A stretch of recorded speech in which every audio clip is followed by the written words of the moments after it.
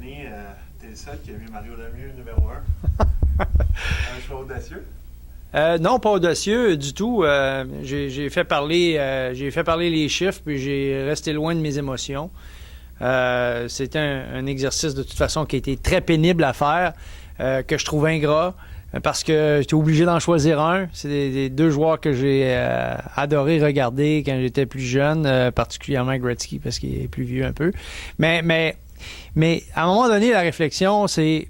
Bon, qu'est-ce qui fait que tu peux dire que lui est meilleur que l'autre? Alors, moi, j'ai regardé des choses très importantes. Premièrement, sur le plan individuel, qu'est-ce que le joueur pouvait faire contrairement au jeu collectif? Gretzky, c'est un passeur extraordinaire. Et Mario Lemieux a quand même eu des problèmes de santé qui ont écourté sa carrière. Donc, je me suis dit, pour être juste, à la fin de l'équation, il faut absolument que je donne le même nombre de matchs aux deux joueurs. En plaçant les deux joueurs à égalité, je vais avoir une meilleure perspective. C'est ce que j'ai fait. Évidemment, ça ne veut pas dire que Lemieux aurait fait autant de points que Gretzky, mais on part avec l'idée que c'est deux joueurs à peu près similaires au niveau de la domination. Ce qui est arrivé à la fin de l'équation, c'est que vraiment Mario Lemieux était le premier joueur de l'histoire à avoir marqué plus de 1000 buts.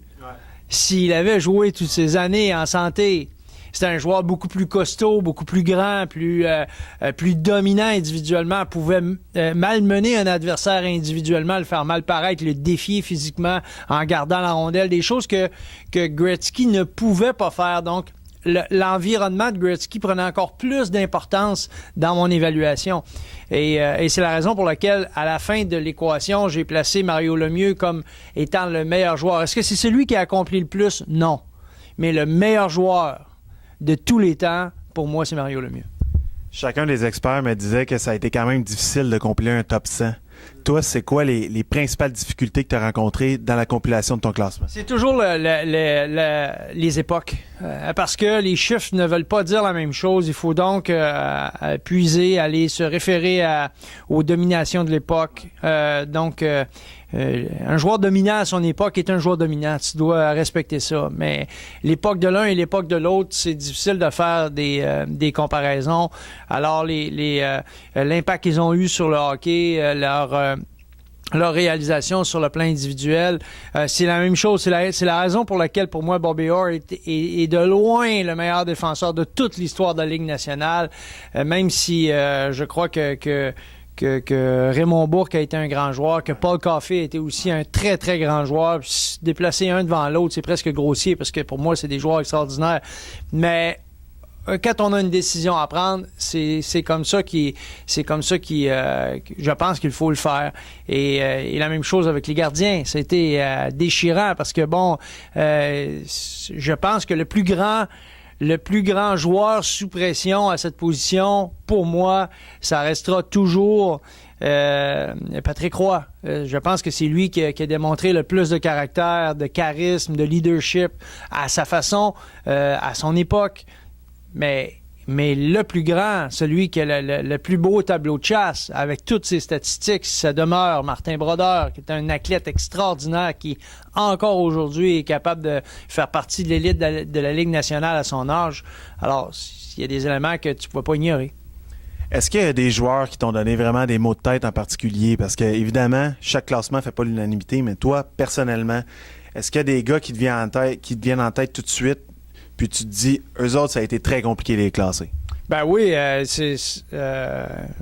pour moi, Michael Bossy, ça a été un joueur difficile à classer. Je pense que en ayant fait un petit survol rapide, c'est moi qui l'ai classé le plus haut. Mais encore là, j'ai été obligé de faire des projections, de prendre ce marqueur extraordinaire et dire, imaginez si ce bonhomme-là avait joué 5-6 ans de plus. L'autre affaire qui est très difficile, c'est le joueur qui n'a pas été gâté par la vie, qui n'a jamais été dans un environnement vraiment gagnant, Marcel Dionne, Mark Gartner, ces joueurs-là. Ça, c'est déchirant parce que tu sais que c'est un grand joueur, tu sais que c'est un bon joueur. Et Gartner, en plus, j'ai eu la chance de le côtoyer, d'être un de ses entraîneurs au championnat du monde. Donc, j'ai vu l'athlète, j'ai vu quelle prestance il avait dans un vestiaire et tout ça. Mais encore une fois, à la fin de l'exercice, on doit avoir des paramètres. Et à des endroits, ben, ils faisaient pas la cote. Donc, ils ont baissé dans mon classement malgré leur grand talent. Et à l'inverse, il y a aussi tous les joueurs de l'époque du Canadien qui ont bénéficié d'une extraordinaire cuvée comme ceux des Oilers. Et là, tu te dis, écoute, oui, c'est vrai que ça a été des grands joueurs, mais l'environnement était tellement riche que cet environnement-là les a protégés, leur a permis de se profiler.